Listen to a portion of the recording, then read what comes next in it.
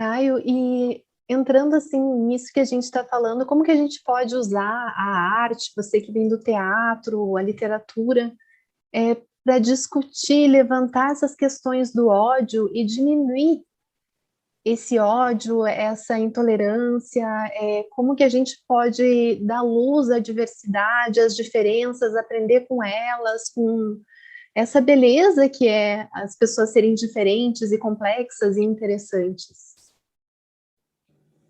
Pois é, isso está mais vivo que nunca. Eu, particularmente, acho que nós precisamos viver um novo humanismo, não aquele humanismo do século XVIII, após a Revolução Francesa.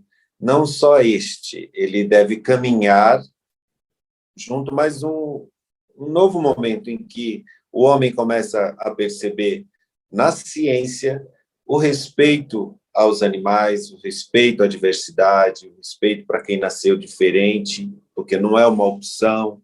Estamos falando aí na questão da sexualidade. O livro traz negros que têm um problema de pele, que são albinos. É uma curva que a natureza faz, não é opção da pessoa, não é porque pegou sol demais, pode acontecer em qualquer lugar. Exatamente por isso aconteceu lá no lugar onde o sol brilha muitas horas durante o dia.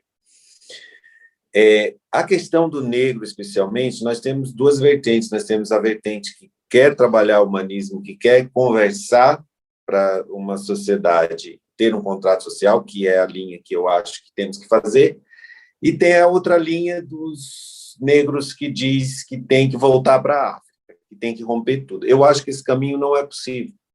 É por isso que no livro eu vou mais pelo caminho da humanidade. Os personagens, eles vão se encontrando na sua humanidade, vão se encontrando em harmonia com a natureza. Então, é um convite para as pessoas se harmonizarem com o que há, para elas viverem melhor, que a natureza está cheia aí de coisas bonitas, entende? Mas também não trabalhar com maniqueísmos. Quando você lê o livro, você percebe que não é assim. Não é porque é do outro lado que eu vou trabalhar todas essas pessoas, elas não cometem algum crime, não cometem algum erro. Não é porque está do lado de cá que são totalmente ruins, sabe? Eu acho que a literatura, o bom é isso. Ninguém é mal o tempo inteiro e ninguém é tão bom o tempo inteiro. Então, no livro, ninguém procure anjos ou demônios, que isso não vai existir. Vai encontrar gente humana, complexa, com problemas, com dualidades.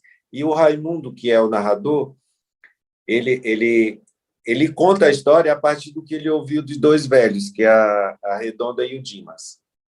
Então, ele acrescenta o ponto de vista dele, e ele é um ser totalmente complexo.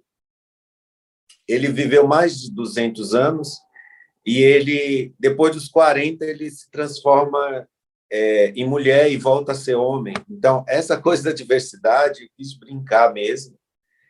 E isto que eu estou falando não é novo, porque no Nordeste existe essa coisa, né? Do homem que virou lobo, da mulher que virou homem, e por aí vai.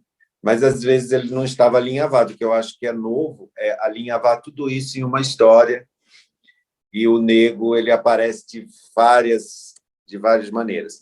Mas aí, para contextualizar o que você me perguntou, eu caminho por isso, pela questão da humanidade, onde nós temos que respeitar, simplesmente respeitar. Não adianta gostar ou desgostar, tem que respeitar a partir do que o contrato social, as leis diz. Olha, eu não gosto de negro, no problema seu, meu querido. Eu não gosto de gay, de lésbica, problema seu. Respeite. Eu não gosto de animais. Respeite. Ponto. E aí a gente vai vivendo, tá? Agora, quando as pessoas, por não gostar, passam a desrespeitar, aí a gente tem um problema, porque aí começa um embate, né? Aí começa a luta de classe de novo. Aí vem toda aquela teoria. Aí começam um ser comunista e os outros não sei o que chama. Mas é esse caminho possível da gente se encontrar como raça humana, como um animal que tem que evoluir. E a tecnologia, a inteligência artificial está aí. Existe um novo momento para a gente perceber os animais. O homem judiava muito dos animais. Eu lembro da minha infância que era muito cruel o tratamento que os homens tinham com os animais. E eu acho que a gente caminha sempre para melhor. Eu acho que a gente caminha para melhor. Agora, logicamente, que na nossa sociedade nos espanta alguns comportamentos. E isso tem que ser freado, logicamente, a partir da ciência, a partir do contrato social, que é a lei. Acho que a lei ela vem para organizar a sociedade. Não dá para esperar a minha ética, a minha moral. Não precisa esperar. Acho que tem algo que organiza a sociedade. E durante mais de 1,5 século, que conta a história, no lugar o lugarejo ele ficava perdido exatamente porque ele não tinha lei. Então, o crime acontecia e depois ele prescrevia ali, porque não tinha. O que dava conta era a moral, era a religião. E isso não resolve mais na nossa sociedade. É isso. Eu acho que eu me alonguei, não é isso? Não, tudo bem, perfeito. E então vamos falar um pouquinho de literatura. Quais que foram as tuas referências na literatura brasileira, na literatura mundial? Quais são os livros que continuam sendo uma inspiração para você no seu trabalho? Bom, no processo de narração, o Walter Benjamin é um pai, né? Porque quando eu tive o primeiro contato nessa história, né, de como narrar, qual é o lugar do narrador, que é uma herança, que é um tesouro que você deixa, é o caminho possível, porque a literatura é tão difícil, né, para a gente. Você escreve o livro sem ter a menor perspectiva de quanto pode vender, né? Independente se é bom ou ruim. Então, essa coisa da herança, e que o Walter Benjamin ensina sobre essa coisa do tesouro, desse saber antropológico, é muito importante. Eu bebo muito na poesia do Castro Alves, que eu acho que o Navio Negreiro é o que consegue me colocar nesse terror do que era, do que foi e do que foi, né? O tráfico através dos navios negreiros. Eu gosto da poesia do Caetano Veloso exatamente porque ela me oferece essa dualidade, o é ou não é, onde queres revólver, sou coqueiro, onde queres dinheiro, sou paixão, né? Essa coisa da antítese o tempo inteiro. Essa brincadeira é muito boa. O Guimarães Rosa foi um autor que eu li muito e que eu me identifiquei. Quando eu leio Guimarães Rosa, eu acho que eu estou no Nordeste, mas é que ele fala de uma região ali, de Minas, que são sertões que pegam uma parte de Goiás, Bahia, Minas Gerais. Eu acho ele foi muito corajoso, né, o Guimarães Rosa, para escrever sobre um Brasil que talvez não gerasse interesse. Euclides da Cunha, a mesma coisa. E o Jorge Amado. O Jorge Amado, ele me oferece uma coisa que eu tento trazer nos meus livros, que é essa coisa da compaixão dos personagens.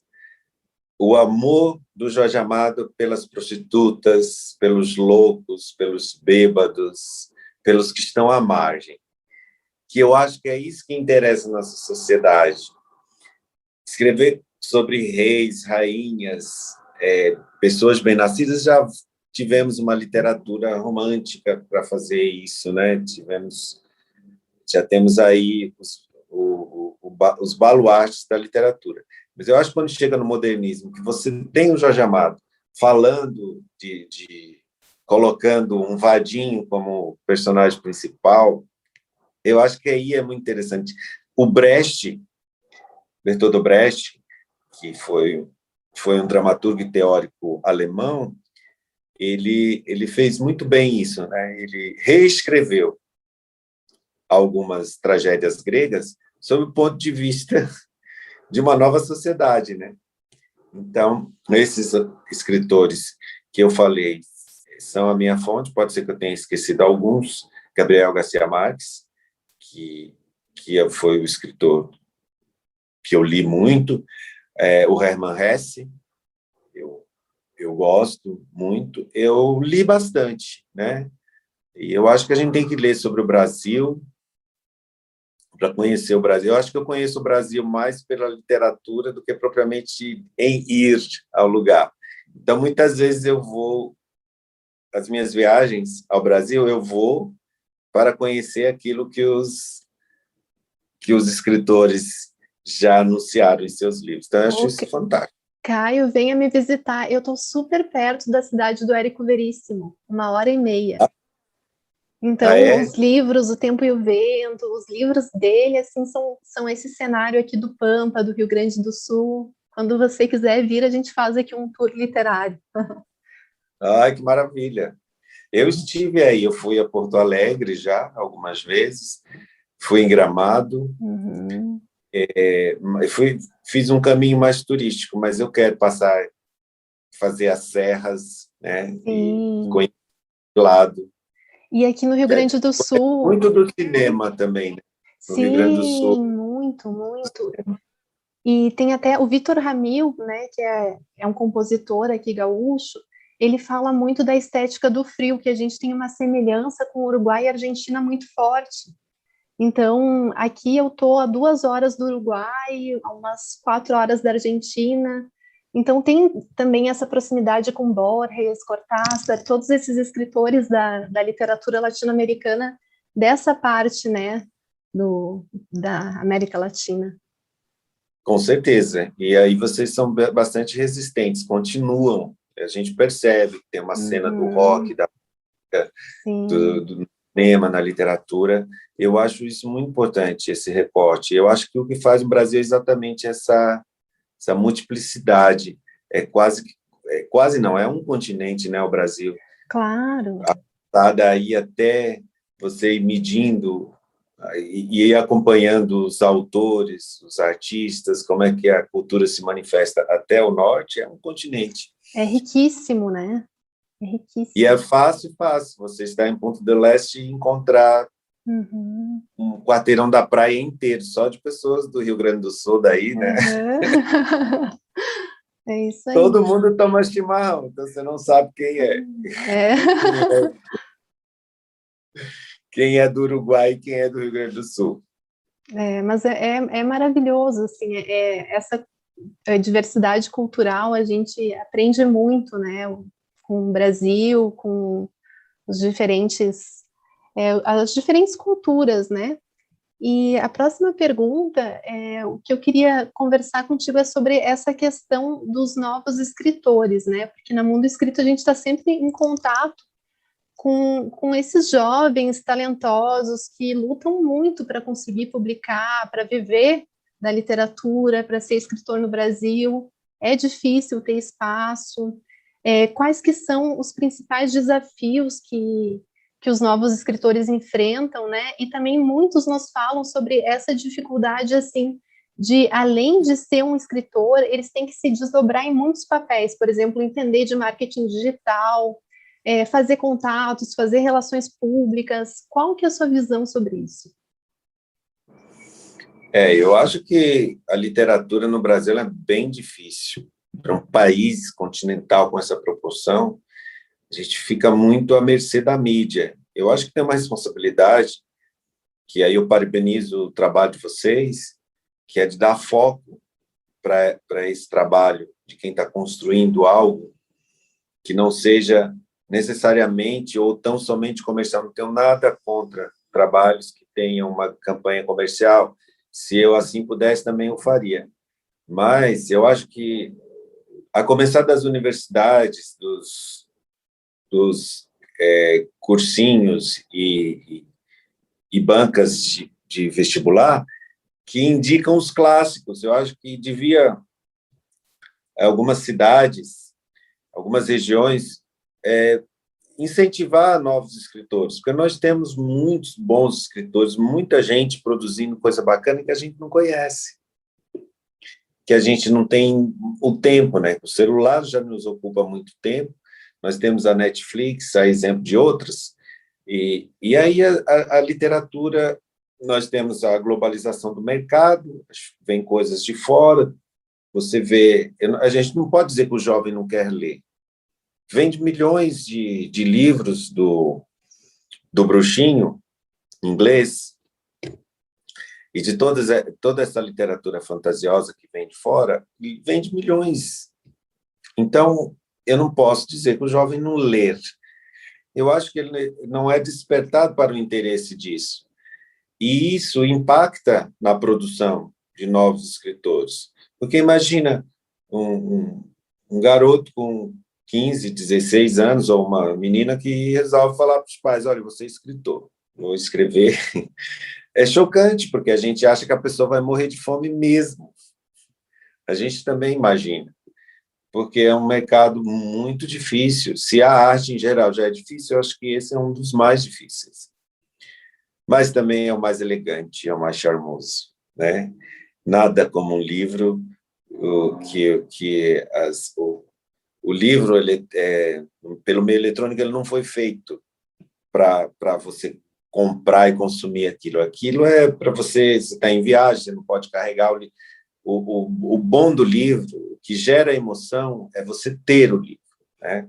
Você lê o livro, depois você está com ele ali guardadinho, você olha, você tem afetividade, você pode voltar a lê-lo, você pode dar para alguém, você pode guardar por alguns anos, e que aqueles personagens, aquela história, o momento que você leu está presente. Então, uma sociedade, inclusive, precisa de novos escritores, né? A gente precisa motivar os jovens a escrever.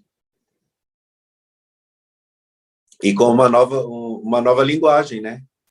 Porque como é que eu fico imaginando Machado de Assis, que eu nem citei. Eu li muito e eu entendo, eu gosto.